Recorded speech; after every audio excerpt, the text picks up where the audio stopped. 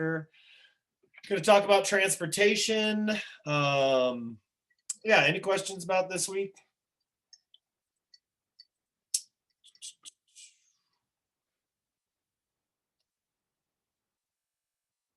And I don't know why it says March 24th, the exam. I don't know what that is. Exam's supposed to be next week, I think. Let me look that over and clarify everything. That's not for this. So anyway, I'll have to take a look at that, but we do have I think there's we've got a discussion, we've talked about water, but at least, contribute to that. Make sure that you get your first post. It's April Fool's Day. So I really don't have anything to try and trick you with, because the internet, like April Fool's Day was on the ropes. It was like, maybe a few like dad jokes or dad like April Fool's things. But since like the internet, boy, you just better know that when you open up anything in the morning, I forgot today too. It was like Zach LaVine, torn ACL, out for the remainder of the season. It got me only for like 2 seconds, but that was like a tragic 2 seconds. I was like, I should know better than this. So check out what I got yesterday. Yeah, I brought it in my living room. All right. Whoa. Yes. And even cooler, safety's on. This is an electric chainsaw. So I knew I was going to get one.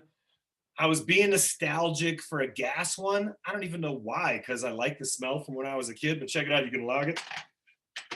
Lock and load, yo.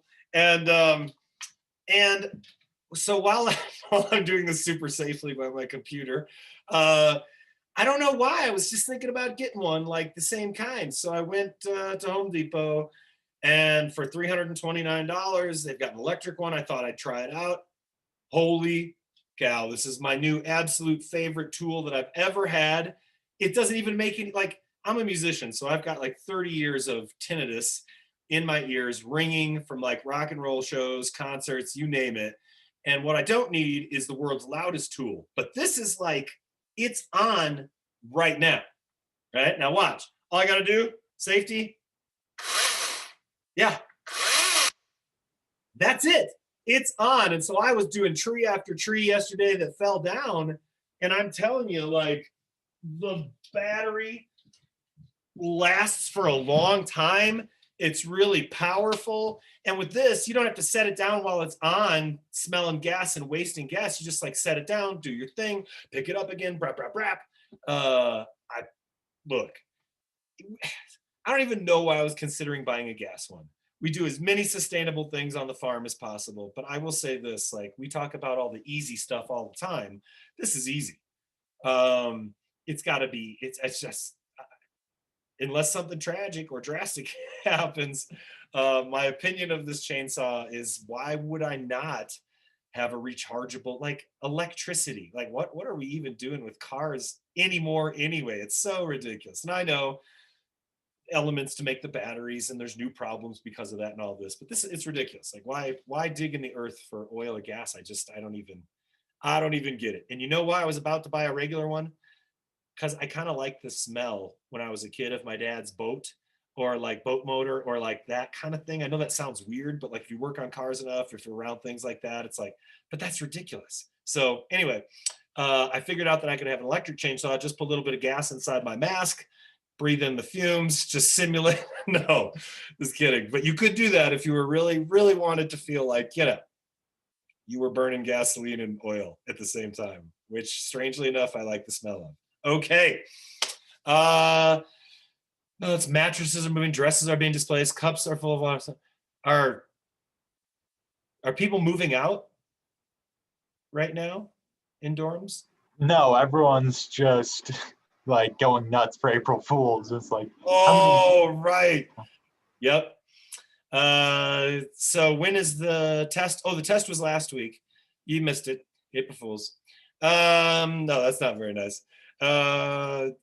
It's next week. I think it opens on Thursday, and I'll put out that information. I'll make sure, maybe it's showing right now. If it is with a wrong date, I'll unpublish it. We'll get it all taken care of. But I think it's open from next Thursday until Saturday. We'll do it, for a couple days, like before, something like that. I'll make an announcement about it, though. You'll get a study guide.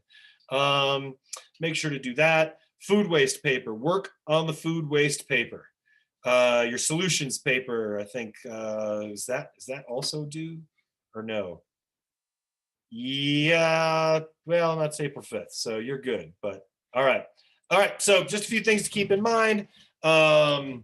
Was enlightening to hear about your vehicles and the love for your cars. And I think so far already some great discussions, some good information, some history, some what we're doing right now. We'll look at some things about transportation and wrap it up.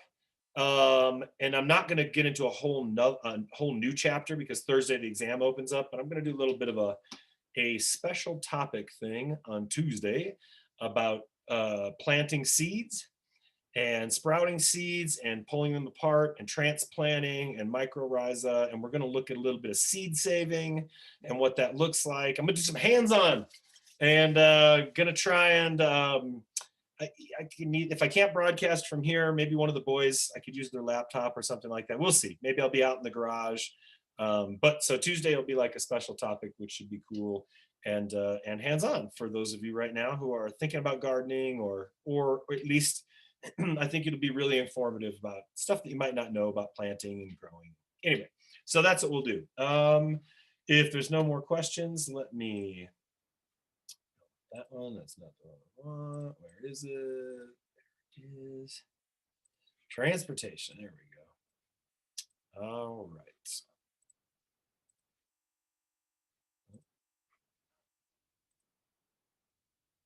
Okay. So just a few fast facts.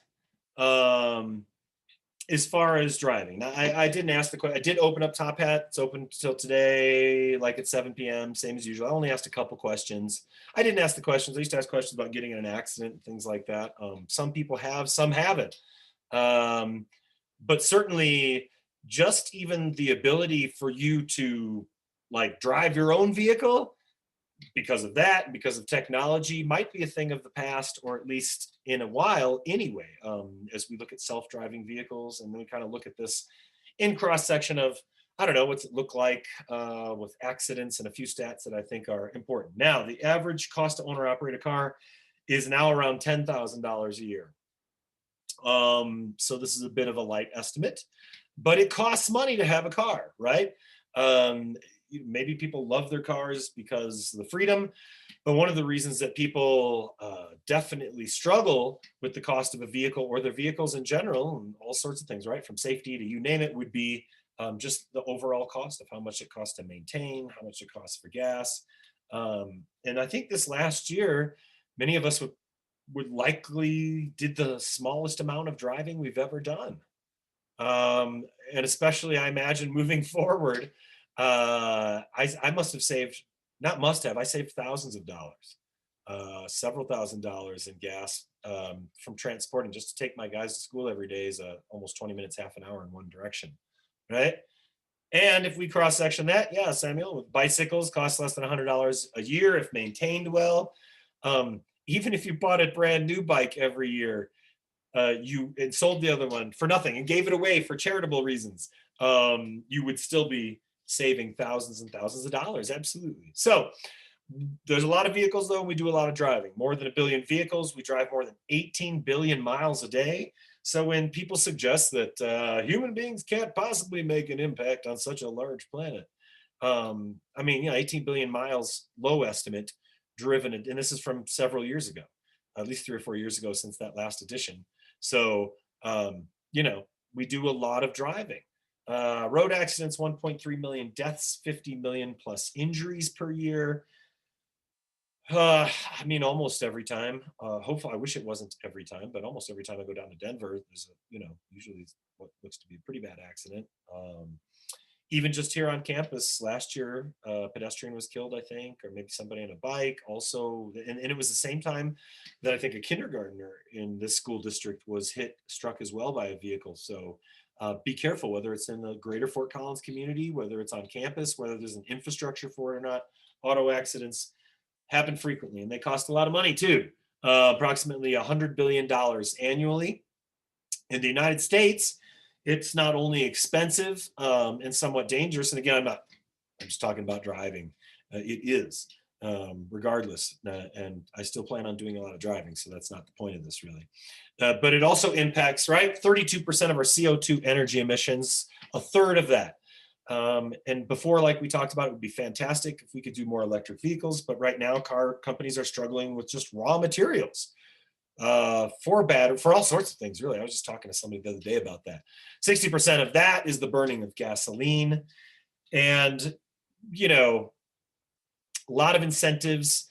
I keep hearing, that pushback for whether it's infrastructure or the Green New Deal. But we know, again, that by putting money into more sustainable vehicles, cleaner vehicles, you'll drop your CO2 energy emissions. Over time, you'll save yourself quite a bit of money. And it would be nice to see maybe some retrofit thing on a mass level for electric powered cars. But there's a lot of things going on right now in that regards. It's not still really accessible for most people, but it's getting to be more so. The amount of time we spend in a vehicle, also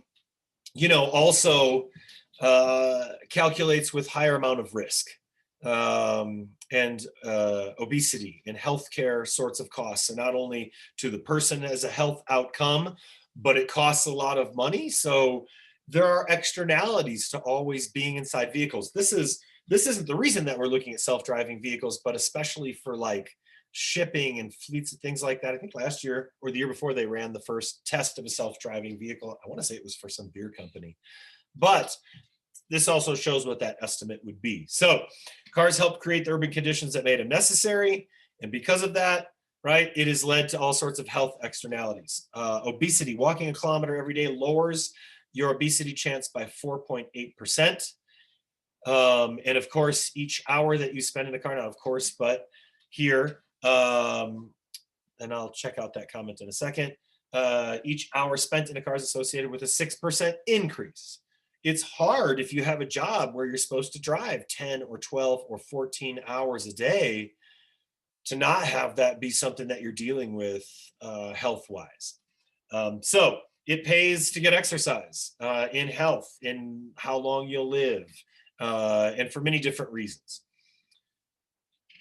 1.2 million die globally on roads, 20 to 50 million suffer non-fatal injuries, and 90% of road deaths occur in less affluent countries, where we're talking about lots and lots and lots and lots and lots of traffic, little infrastructure, and some pretty specialized driving rules in many places. So it's helpful to have stoplights and enough lanes and things like that, because this isn't where we're seeing the majority of the deaths, but still risky in ways.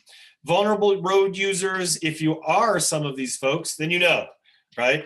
And it's a lot of things across the board. So pedestrians, vulnerable road users, cyclists, user of different two-wheel vehicles. It's not just somebody could hit you, which is, you always have to be mindful driving around town, even with a town, like I said, that has so much bike infrastructure. Traffic noise, noise pollution, hypertension, air pollution. And I may have mentioned this early in the semester, but when we moved from Minneapolis out here to Colorado, for the first 2 or 3 weeks, we were coughing up black stuff. It was because we rode our bikes around downtown Minneapolis so much. You're behind the buses, you're in a lot of traffic. I didn't notice it and didn't change anything else, but yeah, really kind of just clearing out. So annual costs. And of course, again, if we are not fiscally conservative, but if we're concerned, right, with the economy and saving money and making that go farther in better ways, then we have to look at the annual cost of transportation-related health outcomes. So obesity and overweight counts are about 142 billion, loss of wages, illness, disability, premature death, healthcare costs. And and I didn't see if it was second or third, but just read the other day that COVID, the virus this last year has accounted, it was like an early CDC estimate for last year, but they were fairly confident that it's now the number 2 or 3 cause of death. So it takes a lot to jump that many categories: hypertension and car accidents and heart disease and cancer. And as we look at the lists, and I think we might have looked at that before, this semester. They might be in this chapter as well, but it takes a lot to do that. And certainly premature death due to auto accidents, that's up there. And I think it's the number one for the 16-year-old through 16 through whatever 20 or 21-year-old category.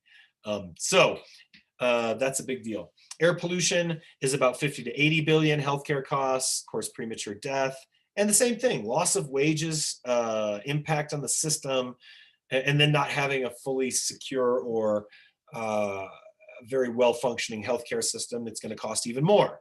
Traffic crashes alone, 180 billion. And this is healthcare costs, lost wages, property damage, travel delay, administrative costs, pain and suffering, then, everything across the board, right? However, many people have not died due to cancer or the flu this year past because many people are being categorized. Yeah, and also, people are masking up.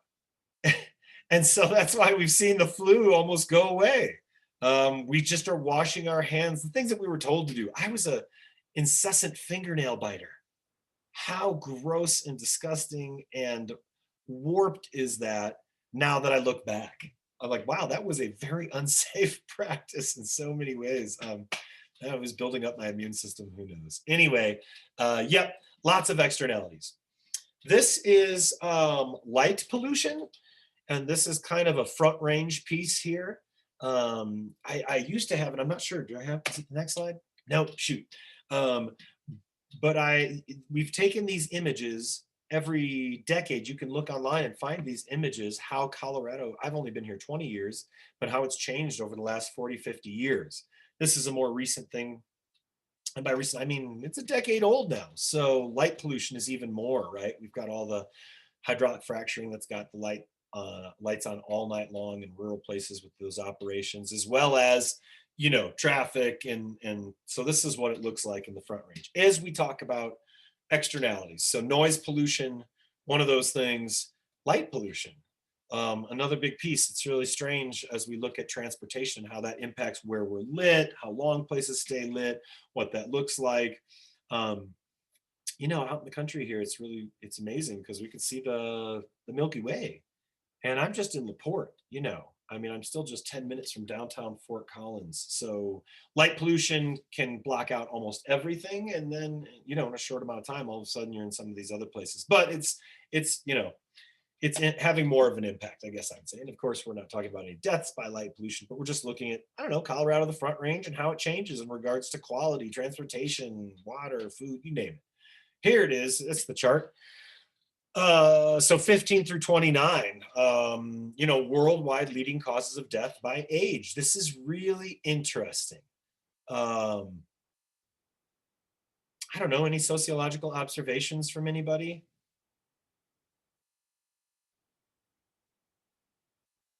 Just kind of taking a look at it again myself.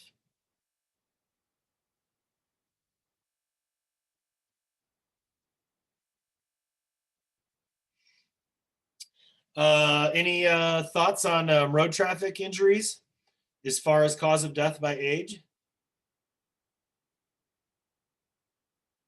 Well, I'm thinking in terms of why maybe that is. Some reasons might be that age group is, I think, probably the average age in the United States when people get a license to start driving. And Yep. maybe they aren't as experienced or they're not as defensive when driving. And yeah, Adriana just said texting and driving. Absolutely and absolutely. And I think I looked at this, for a while, and that's what stood out to me. Is anybody else, any other thing stands out? I think that's just right on the money for sure. Experience matters when you're driving. What else in regards to road traffic injuries? Any other observations? For the 70 and above category, the 20th rank is also road traffic injuries. And even though they're not young kids just learning how to drive, a lot of those people have less keen senses, maybe less reaction time due to their age, or maybe eye issues, vision issues, that type of thing. And that could make them more vulnerable on the road, just like younger kids. Absolutely. Yep, absolutely. And then I would think that, because of that age, it's probably not as high on the list because many of those people aren't driving maybe, or you're not driving as much. But when you are, I wonder when you cross index that, right? And you look at the, any kind of comparable numbers or whatever. Excuse me, but yeah, what would that look like? Would it be even a higher percentage of, for people that are still driving or not, since not working and commuting as much? Absolutely. There's at least one more observation here that seems important to me, sort of the general piece about our vehicles as driving safe or not, or are you in danger when you're on the road, It's interesting to me that road traffic injuries in ages 5 to 14 were second, because you're not driving when you're 5 to 14, yet you don't have your license. So I don't know. It's kind of weird that that's so high up on that. And also just the fact that road traffic injuries appear in most age categories is like, yeah, and that's surprising. Yeah, I thought so too. And if look, I don't know about you, but I'm 47. I know 5 to 47, it's either going to be 1, 2, or 3. Or 44. That's most of your life. That's at least the first whole half of it. This is where we're at. Wow. And HIV, still, what I don't understand is just looking across at all these things is HIV and AIDS. When I was 1992, everybody was rapping about it. Everybody was talking about it. The TV was talking about it. It was a big deal. That was a big deal. I do not know if the messaging, if you're hearing that in college or not, as being a big deal, but it's STIs, life-threatening ending STDs and STIs seem like a really big deal to me when you look at this piece. Again, they're number 1, 2, and 3 from 15 through 69, right? It's just interesting to me. Yeah. Anybody else? So, I think the HIV and AIDS thing today is probably more of a third world kind of problem that we don't really see in the first world as much. Right. Well, we certainly don't hear about it. I'm curious. I guess I'm curious about infections here in the United States and what that looks like amongst age group and categories. Is it something that we're not talking about, or is it something that you're right is likely in the rest of the world? Well, medicine has just completely changed. Like, people can live completely normal lives with the medicine that we have in our first world countries now. Yep. And so the deaths for sure, where that is less accessible, right? That's still I imagine costs quite a bit, but it's accessible at least, or it's, the average person might maybe, kind of have access to it. All right, so a big deal for at least, the top 1, 2, or 3 from 5 till 44. All right, so habitat fragmentation. As we look at transportation, it's not all about us. What? It's not all about us. Well, it's all about me, and for you, it's probably all about you. But when we look at what building roads and continuing the highway piece does, that's a good thing to know, and a good test one: discontinuities in an organism's preferred environment. Okay, so something throws a wrench in it, whatever that is. And that's, I actually was 15 years ago, I was promising my Soc classes that there would never be a wall built, because people have been talking about that wall for ever. That's not like a new thing. And I told my class, first year I was teaching, I was like, if anybody ever builds a wall along the whole southern border, I'll take you all out to a very expensive meal and buy you diamond rings. Okay. So it's not going to happen, but it's dangerous, not just because of human rights and cost of it. It's dangerous because it's this chunking up of habitats and wildlife corridors that's really dangerous, especially on the southern border. Turtles, things that need to go under, things that go over, things that have been migrating from place to place forever. It creates yet another environmental potential disaster. And certainly, these transportation systems and the ways that we prevent even people from migrating has pretty drastic impacts on wildlife as well. Islandization, so isolating plants and wildlife that are at risk now of going extinct because, and maybe it's a bird or a butterfly doesn't get to that and drop that seed or spread it anymore because it's cut off from the rest. Then that's how it happens over time, right? Island populations, we've seen this, they're susceptible to disease, overhunting, floods, and fires. And certainly we have to make a connectivity with climate change, right?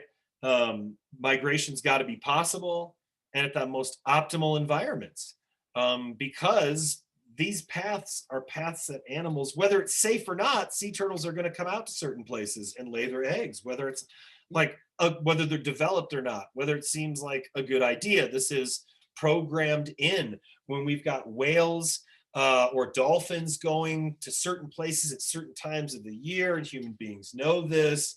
You know, preventing that, hunting, climate change's impact on whether or not there's a flood or fires, things like that. So how do we deal with that? Because again, we've talked about all semester long, human beings don't have to have only a negative impact when it comes to this. So overpass, underpass, plant barriers, you name it. Now, there's not as much happening of this. If I were to say this, I would probably really shock you.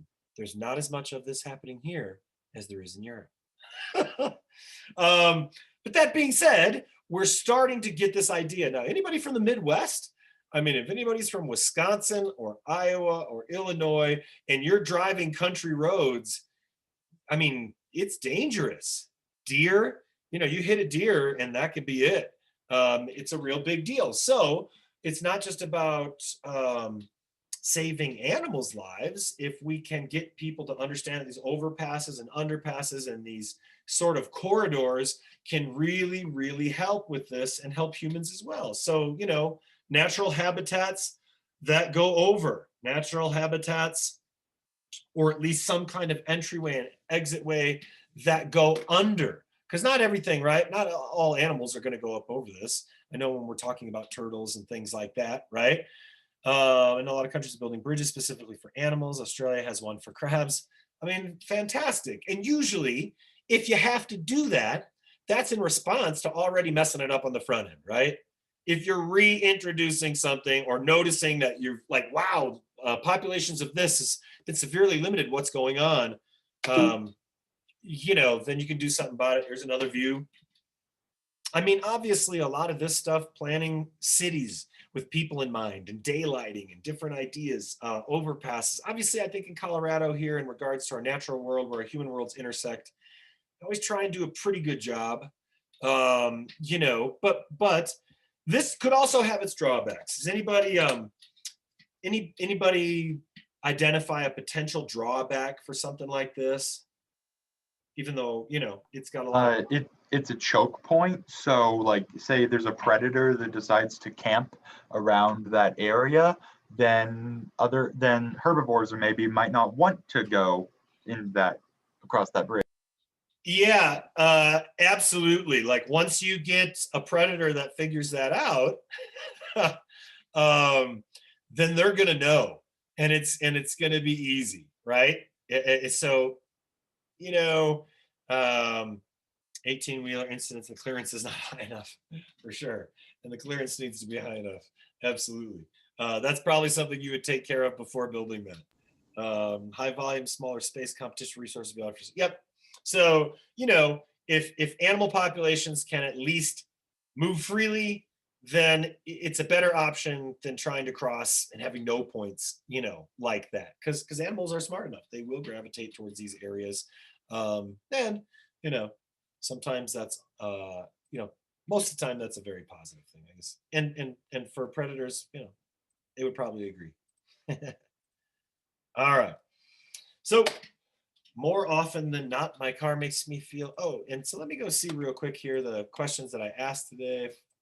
I didn't ask them too far before. Oh, yeah, I thought I asked this one too far before class, but 30 people. More often than not, my car invites me to feel happy 3, frustrated 1, free 17, 2, broke, connected to others more 5. Okay. I forgot that this is a good one. So tell me, why, like, overwhelmingly free? Like, wow. How so? People love being stuck in traffic. I am free to be stuck in traffic. on the way to Windsor tonight, taking my kid to a basketball thing. I'm so free. I can't wait. I know that freedom is waiting for me. I'm positive of it. Good. Okay, what else? How so? Because we talked about this before. We know that somewhat, we've been told that somewhat it really does, though. And out of these choices, so many more people identified that. So it's got to be this element that works in that way for us. So why did you say free? Or why did you say one of the others? I said So, free sorry. because, Thanks. yeah, like, sorry. Sorry. I said free because just like the places you can go, like if I get in my car now, I can drive all the way to the tip of South America or all the way to the tip of North America, across the country or like wherever I want, just with this one vehicle. Yeah, absolutely. Okay, good. I think we got into a car in high school at midnight. We drove to Chicago so that we could touch the Sears Tower. We got there at 3 a.m. and then we drove back. We didn't do anything but touch the Sears Tower, but damn it, we did it. And we were free to do so. Okay. Don't need roads if you have guts. That's hilarious. No roads, jungles of North South America. But certainly, yeah, you can get a long ways, right? Absolutely. What else? Why else free? So I actually chose connected to others. And that's mainly just because I am pretty isolated from my family right now, not by too much of a distance, about 4 hours. And I know that whenever I go up to visit or whenever they come up to visit me, my grandparents are the most ecstatic I've ever seen them in my entire life. So I can't help but just know that this is a way for me to connect to them and that I have a choice to connect to them, even if it does take a long time for me to actually get there. Yeah. And more so, are you suggesting because of this past year? Yeah. Yeah. You know what I was thinking of? Did I mention this in class yet? Do you know how happy dogs have been? Do you know how, like, I am looking at this last week, right? I told you I didn't even know what it's like to be alone. And now is my second week and I missed them. I had tears in my eyes and I dropped off Zion the other day because I knew it. I knew it was a moment. Since they were little, I haven't had that much time with them and I love them so much. I started crying. But do you know how much their dogs love them? And just like dogs are just like, now they're definitely like, take a nap. But they were like, I bet you dogs have just been lit. Like, this is the good life, for like a year. So as I'm trying to think of the positive things from this past year, that is something that crossed my mind the other day. Dogs never had it so good. And neither did my boys because they got to spend a lot of time with dad. I bet they love that. Oh boy. Anyway. Yeah, good. Okay. So how else? Free or one of these other things? More connected to others. I get that. Good. I said frustrated because I don't really like driving. I'm not very good at driving. I'm a very hesitant driver. I drive like a grandma. So frustrating while I'm driving because everyone hates driving with me. And also just frustrating because like since I have a car, I think it's sort of like expected that I want to drive places and I can drive places even though like I'd much rather not. So because of that, like, don't get me wrong, it's still nice to have when I really need it, but it's just sort of frustrating. And I just wish that I like didn't have to have this thing and take care of it that like gives me so much stress. Yeah, it's another bonus from this last year. I just didn't drive that much. And then in times when I was like, wow, I should go get that thing, I'd be like, nah, I'm not gonna, and I'm gonna be safe. But inside I was like, I don't have to drive there. It's like, whoops. It's also, okay, so I enjoy driving. It gives me comfort that I have more control over my life rather than flying. Yeah, sure. Absolutely. Don't worry, there'll be like cannabis smoking cars on the light rail down to Denver so that the things that people really like their cars, that, like the reason that we really like our car, I won't have that taken away from me 100%. At that point, everybody gets into the light rail. It gets passed and built within a year, right? All right. So let me screen share here. Okay, so social capital, right? This is a test question. Social networks, and what a social definition. I love it. Social networks and the norms of trust and reciprocity that come with frequent social interaction. Just who we know matters as much as what we know. human beings have been kind of desperate this last year to get back to building social capital, right? And that's that piece that I mean, like, here's all the way that it improves our lives. It makes working with others easier. Information flow is enhanced. Cooperative behavior is encouraged. It reduces the likely of this unproductive sort of defensive behavior, locking your doors, not knowing your neighbors, not walking at night, talking to people, not talking to people in public. And that's one of the great things about not the gated communities, because that's kind of the dark side of that, right? Community exclusion, distrust of others, locking people out, right? And only certain kinds of people in. But really, if people aren't socially bonding, they're missing it. We need other people as human beings. And so why not generate that social capital? And that's really what they were talking about with the trolleys, like how great it was on so many different levels. That's social capital. They're not saying that, but that's what they're talking about. I knew more people in my community. Oh, that made me feel safer. I had fun. I found out what so-and-so was doing. I played bridge. Whatever that is. That's not to be underestimated for human beings. Oh, grandma. Pew, pew. No, that's not grandma. Grandma was too into hanging out in Evergreen in her place and drinking beer. So she wasn't the road rage type. She was the hire somebody to go drive for her type. This car and commute.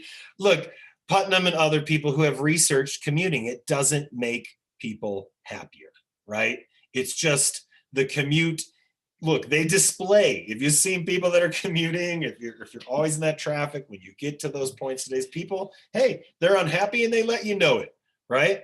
And so when we study this sociological link between the automobile and like how connected we are to other people, we see that it actually weakens our social ties, and that doesn't mean that there aren't like carloads of high schoolers cruising around strengthening social bonds. We're talking across the board, in a bigger picture too. And particularly in these bigger areas where commute is what we're talking about. So, it's this really interesting conundrum, which is got to be mobile to be connected, but I don't feel as connected when I'm in my car more, and cars don't necessarily make it so that that's the case. So I think the greater picture here is really the thought process, which is, and this is for us to think about, which is what's the truth about technology and our ability to be happy or feel happy, right? Somebody said showed a 40% increase in salaries needed to balance the drop in satisfaction for an hour commute. Yeah, got to be getting paid for it for sure. That's not surprising at all. So, what are the conditions of happiness? How much do we rely on our technology to be happy? And we look at this with like when people lose their phones and stuff, and people have hooked up people to like heart monitors and body function monitors, and what kind of stress do people get, and how does their heart rate go up? And so what's our relationship with technology? How can we make it something that increases social capital and not something that takes it away? I'm probably totally wrong because I'm old, but when I when the boys last year like would have a bunch of friends over, and I'd walk into the basement and they would all be on their phones at the same time, and two people would be gaming and two people would be like flirting with like some other people through texting and stuff, and I looked at it and I was like, oh my God, we're all done for, right? Like in a very dad type of way. But if I really try and look at it like I ask everybody else to in a sociological, or like we're training ourselves to this semester sociological way, maybe they're having fun with that and it's connecting them. And certainly this last year while they were stuck at home, the PlayStation 5 was a way that they could all get together, talk to their friends, and be in the same place at the same time safely, which seems weird. But technology is not an instant sort of link to that. And we can look at that piece here in relationship to driving. So, we can't go back immediately. We can dial it back. We can provide more multimodal solutions that make a lot more sense. But our lives are indeed organized around it. So we've got, we already have dense cities, but we've got to make them livable, and we have to make them intermodal, right? Before, again, whether it's a test question or the best thing to know about just about anything we apply this to, the more diverse it is, the better. And we see that big time with transportation. So it's important to do that so we connect more people, we save on environmental stress, and it engages us more as human beings. So you see, this is one of those pieces where if you're always just going to say that's $10 million or that's $100 million, like I know I can't even conceptualize that much money. That being said, that much money gets spent on things like transportation all the time. So why not spend it in a way that's going to save a whole bunch of money and engage human beings with higher happiness, more satisfaction, more social capital. So hopefully these cities would come with reduced travel distances, the vehicle per passenger fuel efficiency, more ride sharing. A lot of the times over the past couple of decades when I've gone down to Denver, the carpool lanes are closed. You know, maybe not so much over the last couple of years, but for at least the first decade I was here, they were almost never open. So less social isolation is good for human beings. And that has to do with transportation as well. And it's one of the reasons that I love that Fort Collins has so, you know, tour de fat, and how Fort Collins has encouraged social capital building through bicycles. They've made it cool, which makes it better for the environment, which gets people out of their cars and onto vehicles, and comes with, you know, less instances of obesity because you're getting more exercise. So let's, you know, commute for community. I don't know. It's similar Latin roots, right? Days of old, social planning, games, people are buying and selling goods. You're eating, you know, it's controlled, it's comfortable, it's clean, and it can be fun. And I think that's the solution, is returning to as many of those options as possible. And it's to also know that with so many people, eventually you just won't be able to keep up. With so many vehicles, you won't be able to do it. Self-driving vehicles and self-driving cars, even if you own that car, is a reality. As strange as that is. But we don't have flying cars, and we thought we would now, because I think the Blade Runner, or that was supposed to be set in 2020 or something like that. Mad Max was supposed to be 2021 or something like that. That might be a little closer to it. Urban density, transportation related energy. Here's, you know, how many people you can get on that. Here's your mode of transportation, what you're doing. Yeah, I think people forget about helicopters. Yeah, there's a lot of I didn't forget about helicopters last summer. Not if you lived in Colorado with all the forest fires. It was like a militarized zone for sure. So, you know, what are you trying to do? How can you get there? What's the message? I think it's easy to look at this and be like, oh, Al Gore, he's preaching about the environment, but he's flying in a plane. Or, you know, then somebody does it right, like Greta Thunberg, and takes, you know, weeks to get there, and they take a boat and stuff like that.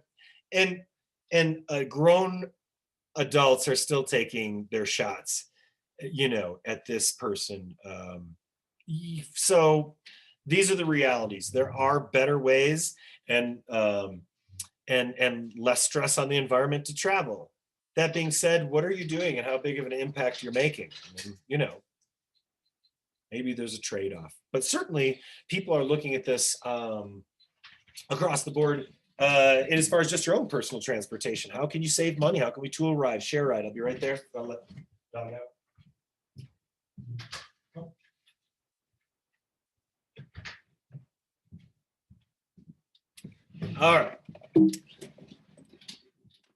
All right, so intermodality and multimodality. Know these terms for the test. Solid. Multimodality, multiple modes to choose from. Talk about that. And I'm looking at this picture now with like a little bike, you know, bike cabs or whatever. And I just think of even versus 10 years ago or 15 years ago, I feel like cities out here, cities have become more multimodal. They're thinking about this. I saw a lot of interesting ways to get around, like Austin. So many, there are a lot of places that are thinking about it. And even when you have multimodality, a place like, you know, LA, even if there's a lot of multimodality, is still one of the more incredible things to witness in as far as like rush hour traffic. And then intermodality. So can you bike to the bus stop, and then you take the bus all the way across town?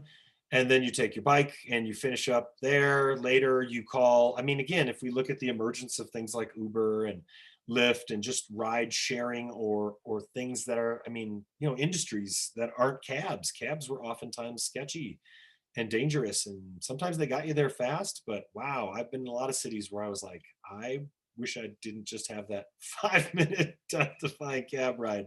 But you have a lot more to choose from now. It is just, even from 10 years ago, you have a lot more to choose from, certainly compared to 20 years ago. So, you know, it's rarely as attractive sort of between those modes as a car, because you're still going to have to walk at some point or ride your bike. But the main goal, though, right, to make alternative transportation more attractive. All right, so if we ask what is the main goal of intermodality and multimodality, that is to make these alternative pieces of transportation more attractive, so that people think to themselves, yeah, the bus isn't really dirty and gross. It's going to save me a bunch of money. It's going to get me there. The light rail is going to get me down to Denver in 20 minutes. Wow, that would be fantastic. Whatever that might be. And of course, we've got to incentivize it. As we look at solutions, put the money there, you know, make some incentives. You incentivize so many other things, right? Fuel exempt, tax exempt, pollution exempt. Free parking isn't really free. It costs hundreds of thousands of dollars just for a parking garage or a parking lot. Look, we already do incentivize driving, so let's make it as attractive as we can. Let's put incentives out there. Let's make it better. Let's give people more choices. And we already know that to a certain degree, it's not completely free will. But we can make that choice, and the more choices we have, the more free that will is. Here's another program for bike sharing. And I guess I would say, rather than more lanes, you know, and more driving, we already know that's not the answer. Well, Jason, why do we keep doing what we know isn't the answer? Well, we could look at that. That's why we study this class in sociological framework. And we could look at that with pretty much anything, right? I wish we could adapt what Japan is doing for their bike parking. They have underground storage areas that can hold a couple thousand bikes for, you know, enter your information. Yeah, it's awesome. They do the same with parking for cars, you know, coming up on underground elevators where they're, and if anybody here has ever, I think, I'm not sure, is it $20,000?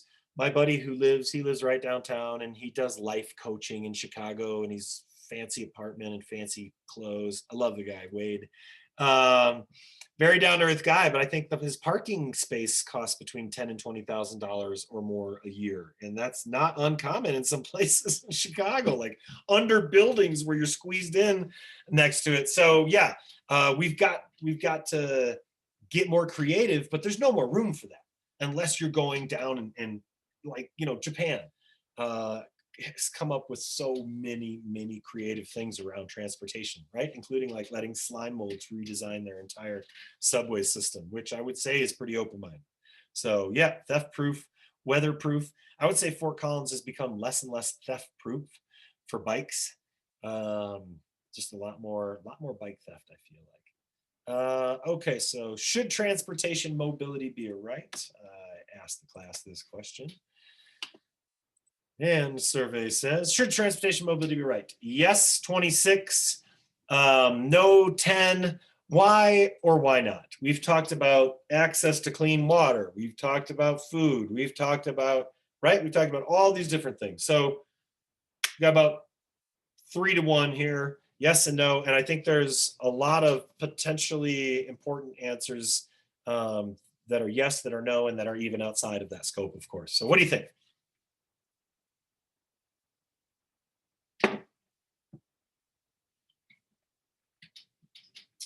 Don't make me get out my chainsaw.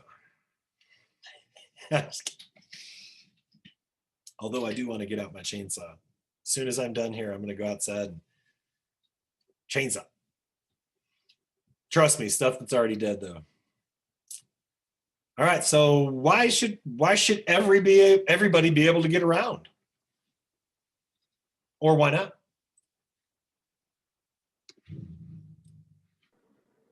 I think it goes back to like when we talk about like water access, like transportation allows access to like jobs and like food and like it's like all these like what you need to live. So I think like basic access like also comes with transportation.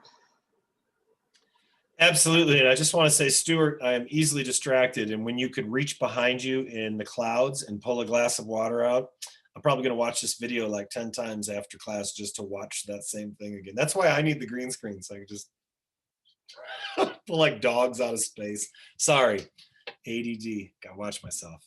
One and everything. Your hall is a lot of action there today, Samuel. I'm impressed. All right, so why else? To get a job. How about to survive? I mean, if we look at food deserts, right? You've got to be able to get to places that have actual grocery stores. As a focal point of social injustice.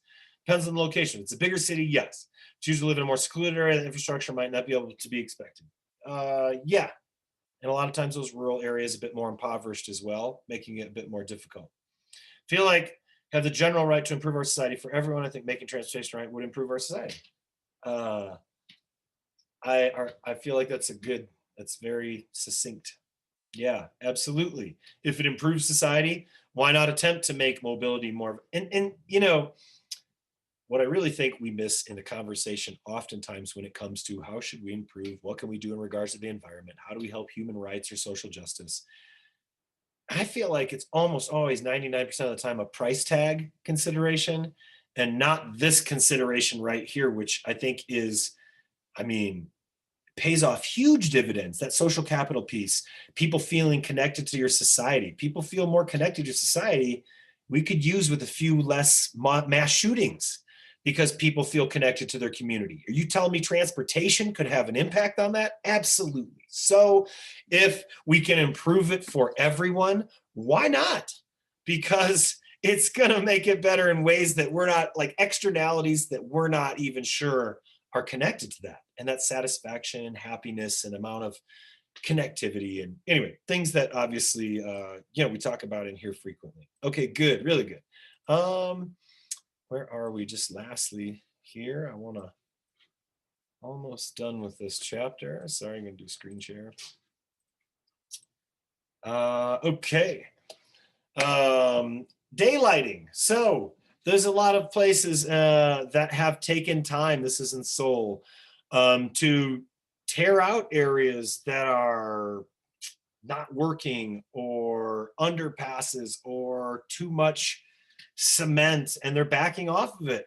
And the idea of daylighting is that we're making more space for people, the people that inhabit these cities, to actually enjoy them, right? And actually feel good in them and even be safer in them. Daylighting is not just for the environment. Daylighting is also like a safety issue.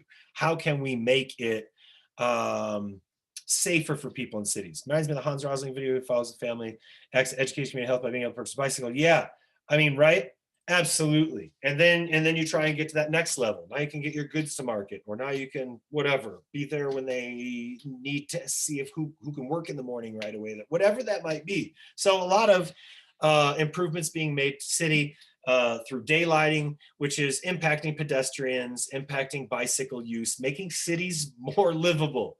Wow, is that where we're at? We are, cities, of course. I'm not saying that cities are the least livable they've ever been. Before we had environmental laws and labor laws, I mean, cities were dark and dangerous and dirty and gross. And so we've made them better.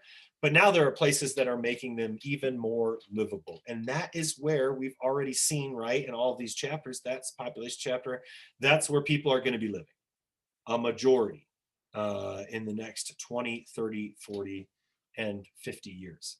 All right, so de-incentivizing the car. I guess I have here, how can we make the car a less attractive form of transportation? So I'm asking the class, how can we make driving less attractive? We could spend a lot of money and effort to get the highway lobby out of such political power. Maybe put like limits on how much power they can have. Yeah, absolutely. I mean, right now, it's why I think it's very, very, very critical that the EPA has somebody that's not working for a major energy company, that it's an individual that has worked for social justice and environmental good and looking at, all sorts of facets, just the right person for the job. So yeah, let's get somebody in there that's not trying to make, that's not so politicized. And of course, we know a big part of this, without getting too political, is going to be overturning Citizens United. Okay. That is just endless contributions for people. It's changed our political system in a very, very short amount of time. And that is related to all the rest of this too. Listening to voters instead of individual companies that can give an infinite amount of money. It's not a wild liberal thought. It's really where we were for a great long time, and it worked. So we have to look at that as well. Make public transportation more accessible and efficient. Absolutely. Right. Isn't it kind of sad? Oh, go ahead, Samuel. Isn't it, I'm just thinking, isn't it kind of sad that like the idea of having one person who's not a big company guy is considered like, and it's considered a good thing? Why can't that just be normal? Yeah. Yes. I'm asking all my classes, like across the board in sociology, to approach things from as neutral of a position, value neutral, with as little amount of value bias and personal bias as you can put into it. Clearly, that would be an awesome and important component. But we also know realistically that that's been the way it's been for a long amount of time, because we just watched that Taken for a Ride documentary on transportation. And, whoever it was the Secretary of Defense, and they're a car company, person. So the reality is these positions have been filled for a great long time. And it's certainly connected to our economic system. And it's connected to values and power and access, things that we talk about, right, in social all the time. But yep, more efficient, incentivizing, light rails. Once we get into self-driving technology, maybe people won't like being in their cars as much. Like maybe some people will be like, this is better. I just get to sit in my car and kind of float downstream. And maybe people are going to be like, this is not at all what driving's about. So maybe that's an inroad as well. Will you have the right to drive a vehicle on your own someday? Or is that going to be sort of a pre-programmed Futurama space tubes and self-driving vehicles, which is, they've been in I think in that transportation video, and I'm not sure if we got to it, or it was at the very end, but that video is from the 80s, and they have been pumping most of the money into self-driving vehicles since then. So this is not something that they've given up on, to the tune of however many hundreds of billions or trillions of dollars in the last 20 or 30 years that they've spent doing that. So good. All right. Anything else? With de-incentivizing the car and really changing the technological momentum or habit energy of driving.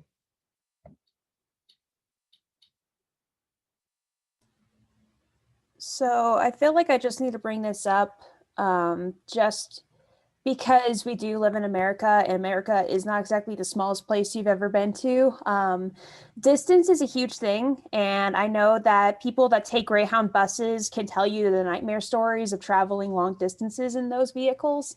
So I think it's good to have good, efficient systems in cities, but it also might not be a bad idea to have more self-sustaining cars too, just because some people do have to travel long distances for their jobs and stuff like that.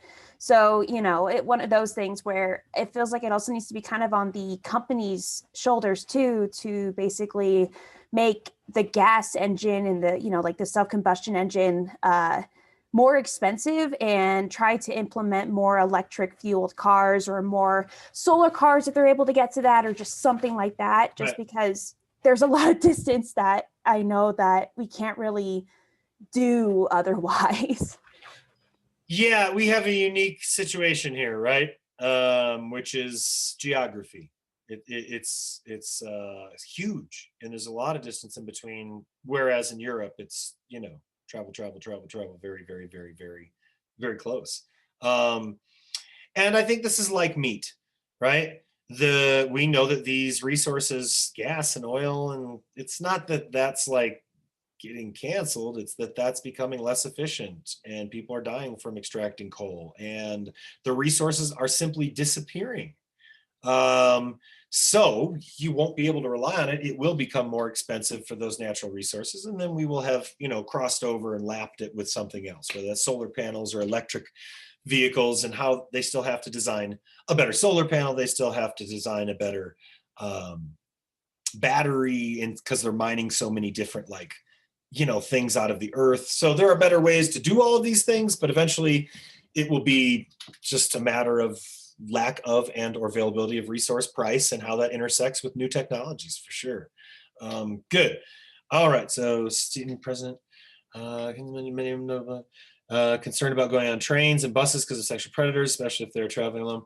Yeah, absolutely. Safety has to be a big component of mass transit. Absolutely. Just safety in general. We could use a little more safetying in this society, all the way around, and for everyone, everyone's benefit. All right. Anything else? And somebody had an Amtrak there. Biden's America Jobs Plan. I will check that out. Parker, it's gonna not open it up in the window that I want to, but statements, afternoon President Biden released American Jobs Plan, including plans for infrastructure, investment, economy recovery, and social security. Amtrak's vision to grow a rail service and connect new pairs across America. You know, I was just this like 3 minutes ago when you were speaking about that. I guess I was going to bring up the fact that, you know, we have a lot of rail lines that are intact that go from one side to the other. And I know that some of that is passenger, not as much as could be. But I have actually even considered that within the last couple of years, and I couldn't make the numbers work. But the more you expand that infrastructure, Amtrak's right, you're suddenly looking at something that could be very, very viable. Yeah, and again, yeah, I think it's $2 trillion or whatever they're proposing for infrastructure. You have to mitigate. You can't adapt because that $2 trillion, if you do this, you know, let's say it's being put to infrastructure and roads and whatever that is, safety or future of driving, I don't know, future of transportation.